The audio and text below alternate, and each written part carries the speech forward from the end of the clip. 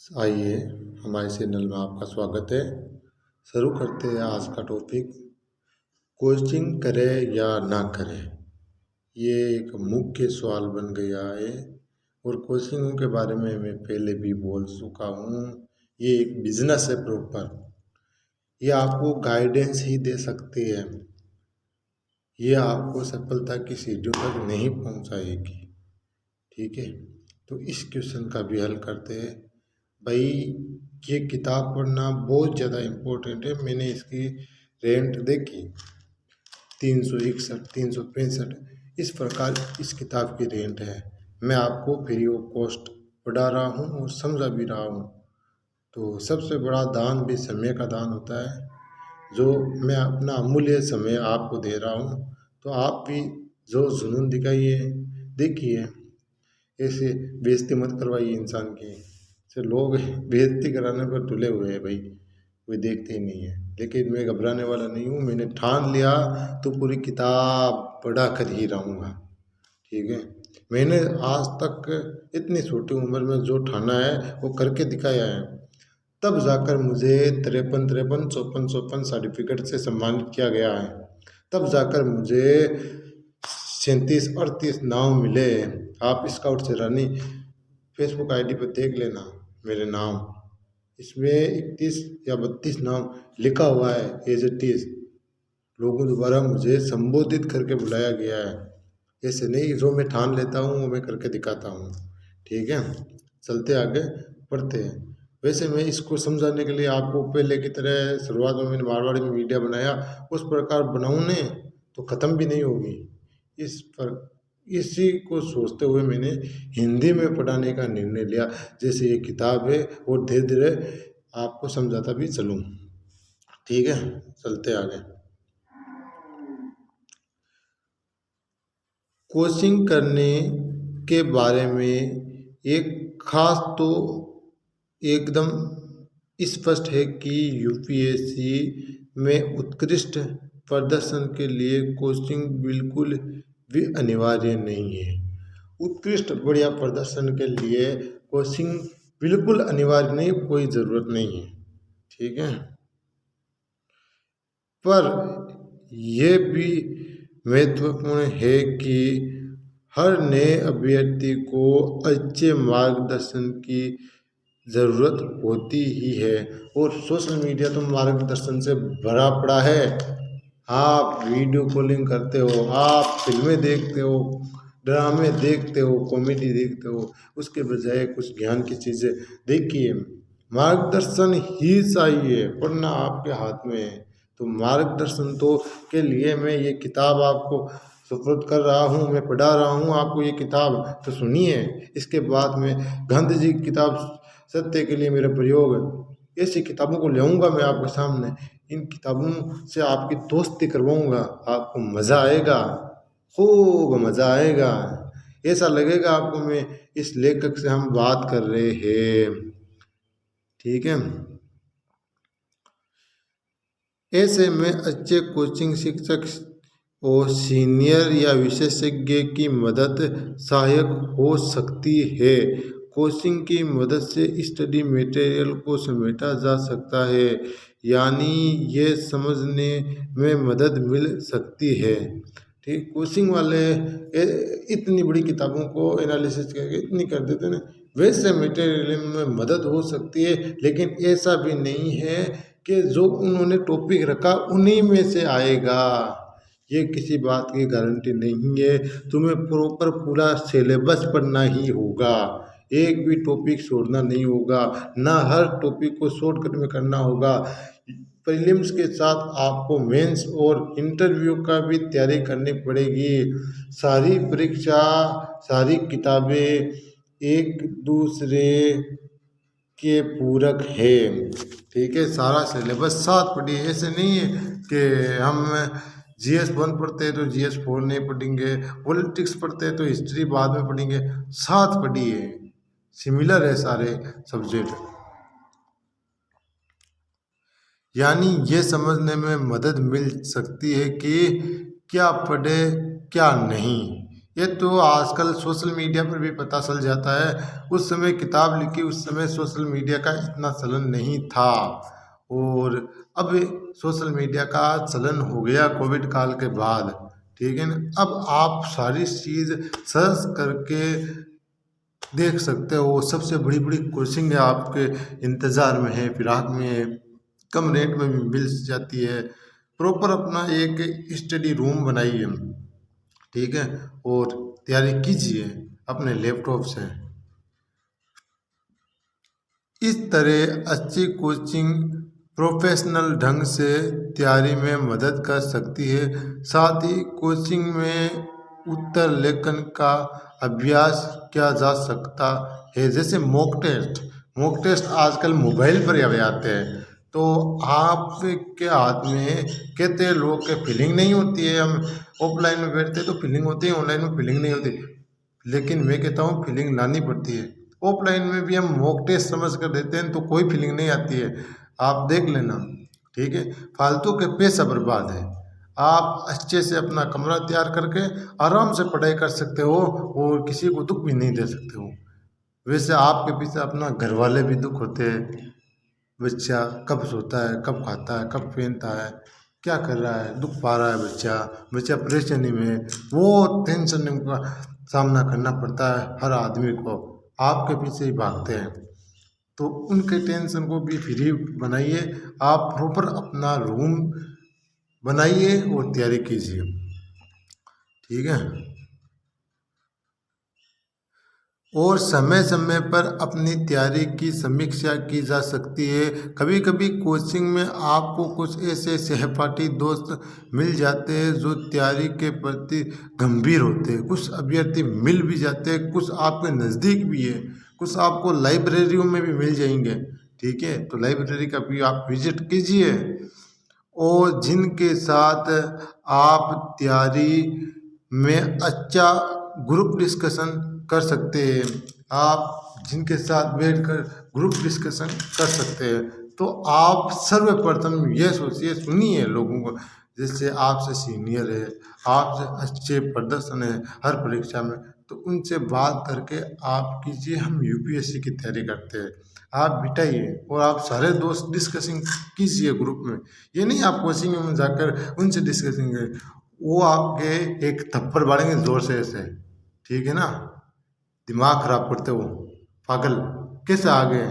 वो लोग घमंडी होते हैं क्योंकि पैसे लगे होते हैं जेब में से, तो वो अपने लक्ष्य के प्रति सीरियस होते हैं, वो हमारे मुंह नहीं लगते हैं, ठीक है ना। हम जैसों के, तो हमारे जैसे ही दोस्त बनाइए, और वो भी गंभीर होना चाहिए, और वो भी एकदम ऑनेस्ट होना चाहिए, किताबी कीड़ा भी होना चाहिए अच्छे तरह। तो आप ये गाइडेंस प्रॉपर कर सकता है, खुद भी पढ़ सकता है, और डिस्कसिंग से भी सवाल आपके हल कर सकता है। आप रोज़ाना ग्रुप डिस्कसिंग भी कीजिए उनके साथ। पर आंखें मूंद कर किसी भी कोचिंग संस्थान में प्रवेश ले लेना और अंधा नुकरण करना भी उचित नहीं है। इसी प्रकार गैर प्रमाणित और निम्न दर्जे के स्टडी मटेरियल पर भरोसा करना और विज्ञापनों से अत्यधिक प्रभावित हो जाना भी समझदारी नहीं कही जा सकती है। अंधाधुंध होकर किसी के कहने से यदि आप गलत कोचिंग संस्थान का चुनाव कर लेते हो तो आपका सिलेक्शन नहीं होगा। आज हम देखते कोचिंग की वजह से लोग बूढ़े हो गए, ठीक है। उनके बच्चे आज 10th 12th कर चुके हैं, फिर भी उनका सिलेक्शन नहीं हो रहा है। इसके पीछे यही रीज़न है, ठीक है। यही रीज़न है, सही कोचिंगों का भी उन्होंने चुनाव नहीं किया और अपना पैसा भी बर्बाद किया। इससे अच्छा है किसी लाइब्रेरी में पढ़ के आप ऑनलाइन अनअकैडमी वगैरह की कोचिंग ले। और मुझे तो अनअकैडमी वाले फ्री वाले हैं ना, वो भी मैं पढ़ता हूँ तो बहुत अच्छा समझ में आते हैं। रिजल्ट मित्रा यार, उनका तो बहुत समझ में आता है, ठीक है। और भी बहुत सी कोचिंग है, तानू मैम, वो भी फ्री पढ़ाती है। ये यूट्यूब तो एक बड़ी यूनिवर्सिटी है भैया। तो आइए आप पढ़ाई कीजिए, अपना प्रॉपर नोट्स बनाइए, अपने टॉपिक पहले सिलेबस लिखिए और उस टॉपिक वाइज से आप रिसर्च कीजिए, रिसर्च करके उनके क्वेश्चन भी हल कीजिए और उनके क्वेश्चन हल करते हुए आपका रिवाइज भी हो जाएगा, आप उनका मॉक भी लगाइए। ठीक है ना, हर कोचिंग डेमो में आपको मॉक देते हैं, कुछ कोचिंग के मॉक खरीद लीजिए, 1 रुपया का एक मॉक होता है, 10 रुपये का एक मॉक, ऐसे खरीद लीजिए, सस्ते खरीदना, महंगे ज़्यादा खरीदना मत। ठीक है,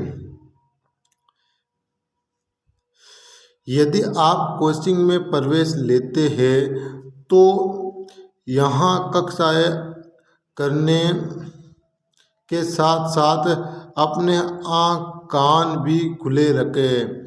ये तो बहुत ज़्यादा ज़रूरी है, कहीं पर लो, ऑनलाइन लो ऑफलाइन लो, लेकिन अपना आँख कान और कंसंट्रेशन अच्छा रहना चाहिए, अपना ध्यान केंद्रित रहना चाहिए, फोकस रहना चाहिए। यदि तुम्हारा फोकस नहीं है तो तुम जीवन में कभी सफल नहीं हो सकते। यदि तुम्हें सफल होना है तो फोकस होकर स्टडी करना पड़ेगा और स्टडी का सबसे फर्स्ट नियम है खामोशी से और तवज्जो से, ध्यान से, और जो सुना उन्हें याद करना, सीखने की कोशिश करना, हमेशा स्टूडेंट बनकर ही रहना ही सफलता की सीढ़ियों तक पहुंचाता है। यदि हम गुरूर कर देते हैं कि हमें तो आते हैं, इससे हम नहीं पढ़ेंगे, तो आप कभी सफल नहीं होंगे। ऐसा कोई नहीं है जो दुनिया में परफेक्ट है। ऐसा ज्ञान जो तुम्हें नहीं आ रहा है तो उसे लेने की कोशिश करो, जो तुम्हें आ रहा है उसे सही से करो, उन्हें अपडेटेड करो। समय के साथ सारी चीज़ अपडेट होती है। ठीक है,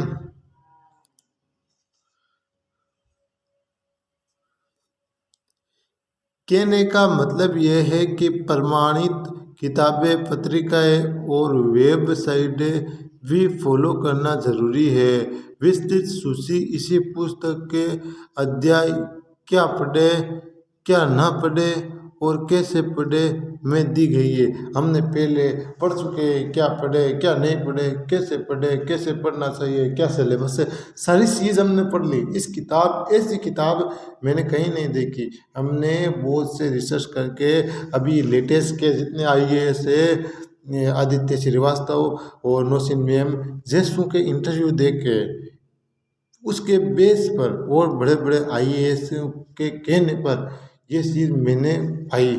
मैंने उनसे ये कहा कि हम तैयारी तो कर सकते हैं लेकिन हम समझे कैसे UPSC को। ठीक है, UPSC क्या चीज़ है, कैसे पढ़े, क्या पढ़े, क्या नहीं पढ़े, क्यों UPSC करने चाहिए और हम मोटिवेट कैसे हो, ऐसे चीज़ों का मैंने सवाल किया तो मेरे सामने उनका आंसर यही आया, मुझे बनना है UPSC टॉपर, निशांत जैन की पुस्तक पढ़ो। तो मैंने सोचा मैं पढ़ूंगा तो मुझे एक को फ़ायदा होगा, यदि मैं यूट्यूब चैनल बनाकर पढ़ा दूं तो सबका फ़ायदा होगा और मुझे टाइम टाइम पर मैं भी इस वीडियो को देखता रहूंगा और मोटिवेट होता रहूंगा। ये सोचकर मैंने ये पहल की। मुझे किसी लाइक सब्सक्राइबर की कोई ज़्यादा ज़रूरत नहीं है, ना व्यूवर्स की ज़रूरत है, मुझे कमाना नहीं है। जैसा मुझसे हो मैं भला करना चाहता हूँ लोगों का आगे आकर। ठीक है,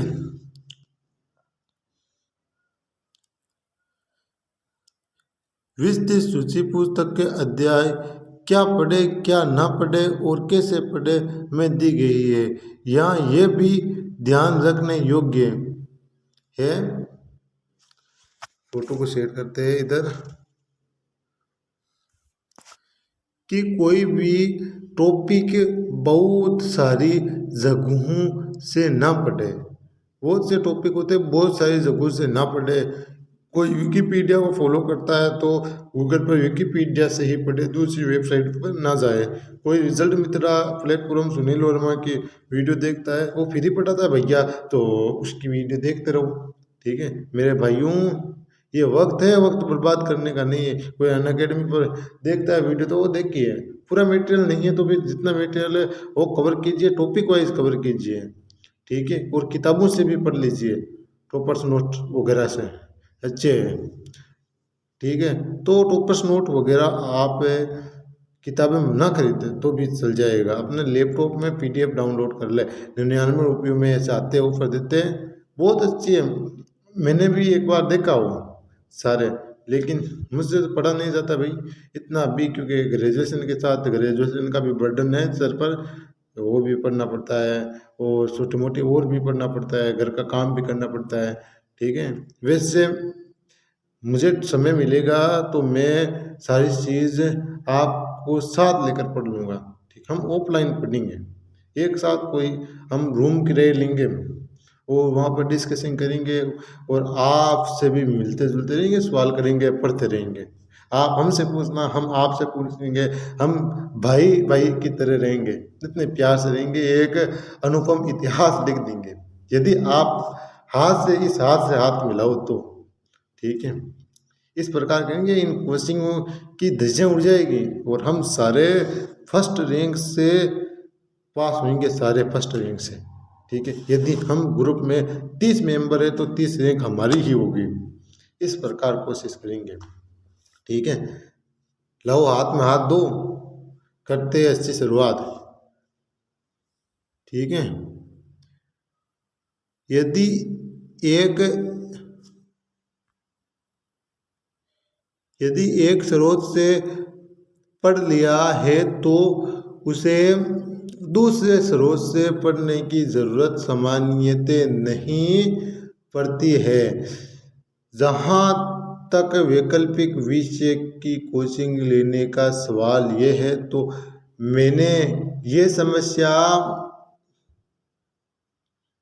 मैंने महसूस किया कि यदि आपका वैकल्पिक विषय आपके एजुकेशनल बैकग्राउंड से नहीं है और वह विषय आपके लिए नया है, तो उस वैकल्पिक विषय के लिए मार्गदर्शन लेना बेहतर है। मैंने अक्सर ऐसा देखा है कि कई सफल अभ्यर्थी ऑप्शनल सब्जेक्ट की कोचिंग कर चुके थे और भी करते हैं। वैकल्पिक अपने बैकग्राउंड से लें ज़्यादातर, क्योंकि बैकग्राउंड से आप शुरू से मेहनत किए हुए होते हो, ज़्यादा मेहनत नहीं करनी पड़ती। नहीं है तो आप कोचिंग लेते हो तो सोच समझ कर ले। ठीक है ना, आजकल इस किताब को लिखा था ने तब यूट्यूब यूनिवर्सिटी में इतना मटेरियल नहीं था, और आज की दुनिया में तो भाई हम सोच भी नहीं सकते, ऐसे ऐसे आते हैं। ठीक है ना, फ्री ऑफ कॉस्ट, कुछ भी रुपया नहीं लेते, और पेड कोर्स से भी अच्छा पढ़ा देते हैं। बात तो मैंने देखा, एक बार एक मेरा दोस्त था, तो उन्होंने दिल्ली पुलिस का बेस लिया 800 रुपये से, और एक मेरा दोस्त था जो यूट्यूब से पढ़ा। यूट्यूब से पढ़ने वाला दिल्ली पुलिस में अच्छे रैंक से पास होकर अभी जॉब कर रहा है, और जो पेड कोर्स वाला बैठा है। ठीक है ना, तो यूट्यूब इस पर यूनिवर्सिटी पर मैराथन लगता है भाई साहब, आप ख्याल भी नहीं करता 8-8 9 9 घंटे की, आप ये देखना सर्च करना। ठीक है, एसएससी की तो ऐसी मैराथनों से भी कितनी अच्छी तैयारी होती है, क्यों पैसे बर्बाद करते हो मेरे भाइयों, जरा सोचो। वेद जरूरी है, सही प्लानिंग।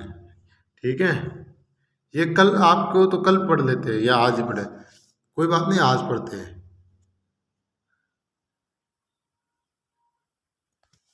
ठीक है, हम योजना किस प्रकार बनाते हैं, योजना का हमेशा अच्छी होनी चाहिए, प्लानिंग हमारी अच्छा होना चाहिए, आइडिया हमारी अच्छी होनी चाहिए, रणनीति हमारी अच्छी होनी चाहिए। आधा युद्ध हम रणनीति से जीत जाते हैं। जब हम सिविल सेवा परीक्षा की समग्र तैयारी की शुरुआत करते हैं तो अक्सर ये कंफ्यूजन रहता है कि तैयारी की प्लानिंग कैसे करें, उनकी योजना कैसे बनाए। यदि 1 से 1.5 साल तैयारी को देना है तो इस समय को कैसे विभाजित करें ताकि इस समय का अधिकतम उपयोग कर सके, यानी किस समय किस पेपर पर फोकस करें, और परीक्षा के तीनों चरणों प्रीलिम्स मेंस इंटरव्यू के बीच अपना वक्त कैसे बांटें। इन तीनों के बीच कैसे वक्त बांटे, ये बहुत बड़े सवाल है भाई लोगों। भैया जी, आपको तैयारी करना है तो प्रॉपर पहले गाइडेंस होना चाहिए। यदि मैं भी लोगों की तरह अभी अपने तन मन से पढ़ाने लग जाता हूँ, ठीक है, तो बताइए आपको गाइडेंस कौन करेगा। आपको गाइडेंस के लिए हमें परस्पर ऐसे वीडियोस बनाना पड़ेगा। गाइडेंस के लिए ऐसी किताबें आपके समक्ष रखनी पड़ेगी। हम ऐसी किताबें आपके समक्ष रखेंगे तो आपका मनोबल बढ़ेगा, आपके पास सटीक रणनीति होगी।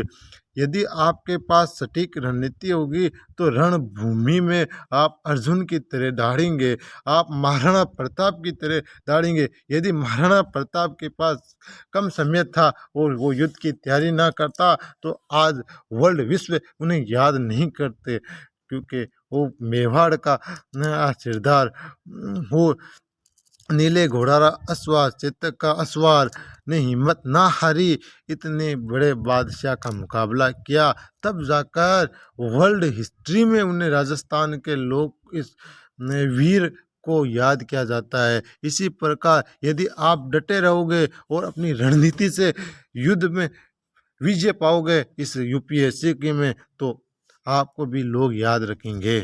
ठीक है, पढ़ते आगे हम।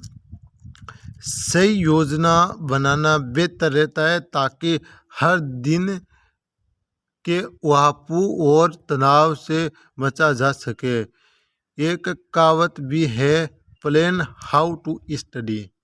योजना कैसे अध्ययन करती है, लर्न व्हाट टू स्टडी, क्या अध्ययन है, सीखना, शेयर भेजना, नॉलेज ज्ञान किस तरह भेजना, ऐसी उपलब्धि, आवर गोल तुम्हारे लक्ष्य की उपलब्धि क्या है।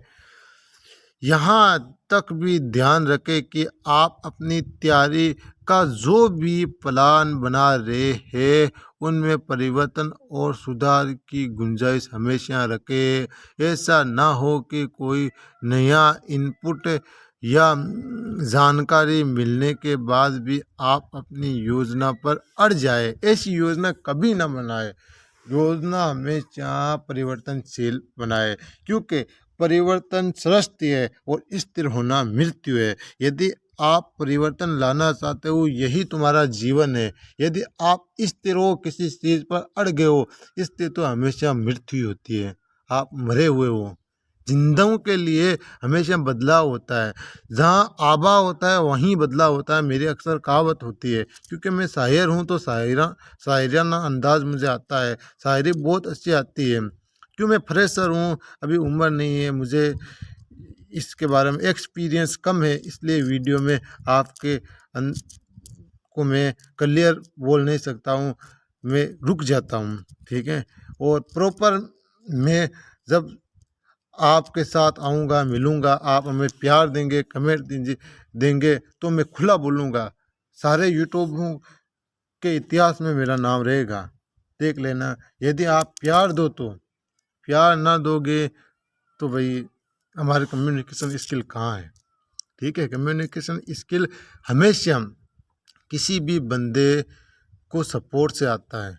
किसी भी बंदे को बोलता है तो उन्हें मोटिवेशन की ज़रूरत होती है। उन्हें ऐसा लगना चाहिए मुझे सुनने वाला है, और मैं अभी बोल रहा हूँ, मेरे व्यूअर्स साव कम आ रहे हैं, एक दो मेरे दोस्त देख रहे हैं, तो मुझे लगता है यार कोई देखता ही नहीं है। मैं तो ऐसे योजना बनती है भैया जी।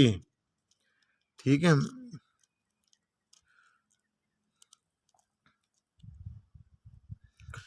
यदि ये माने कि अगले साल प्रारंभिक परीक्षा जून जुलाई और मुख्य परीक्षा अक्टूबर नवंबर में होगी, तो मोटे तौर पर मेरी ये व्यक्तिगत सलाह है कि यदि आप जून जुलाई में तैयारी शुरू कर रहे हैं तो शुरुआत प्रारंभिक और मुख्य परीक्षा दोनों की समग्र तैयारी से करें। ठीक है, दोनों साथ करें। ये महत्वपूर्ण है कि आप तैयारी के शुरुआती दौर में अपने अनुकूल वैकल्पिक विषय चुन ले और उसकी तैयारी शुरू कर दे। आपके वैकल्पिक विषय की तैयारी दिसंबर जनवरी तक खत्म हो जानी चाहिए।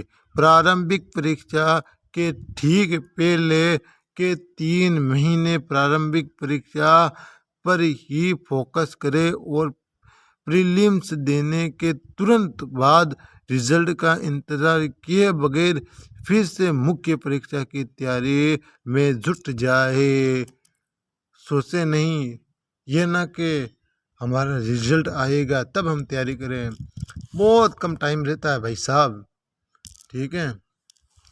उसका टाइम मैनेजमेंट भी बहुत ज़्यादा ज़रूरी है। सबसे बड़ा दान टाइम है, जिसे भी तुम दो सोच समझ कर दीजिए।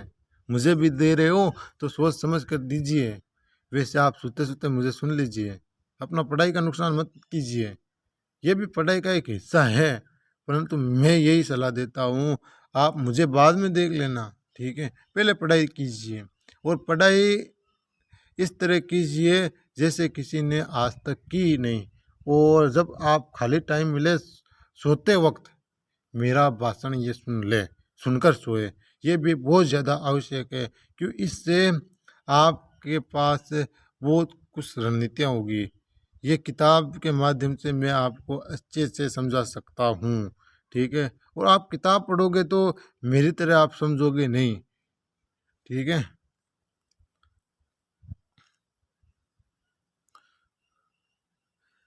रही बात इंटरव्यू की तैयारी की, तो अभी तैयारी की शुरुआत में उसकी ज़्यादा चिंता न करें। मुख्य परीक्षा देने के बाद इंटरव्यू की तैयारी के लिए मिला समय मेरी समझ में पर्याप्त है। प्लानिंग की प्रक्रिया में एक बड़ा डर यह है कि कुछ साथी योजना बनाने में प्रवीण होते हैं, मतलब होशियार होते हैं, ठीक है, और कार्यान्वयन में कमज़ोर। योजना बनाने में कभी कभी इतना मन लगता है कि महीनों योजना ही बनाते रह जाते हैं। और उनके लिए एक कहावत है, well done is better than well side. अतः शुरू में बहुत ज़्यादा सोच विचार न करें और मोटे तौर पर एक सामान्य प्लानिंग करके ज़ोर शोर से पढ़ाई शुरू कर दे। तैयारी की प्रक्रिया में धीरे धीरे आप पाएंगे कि आपके शुरुआती कंफ्यूजन खुद ब खुद दूर हो रहे हैं और आपको प्लानिंग में नए नए सुधार सामने आ रहे हैं, ठीक है। जय हिंद, जय भारत।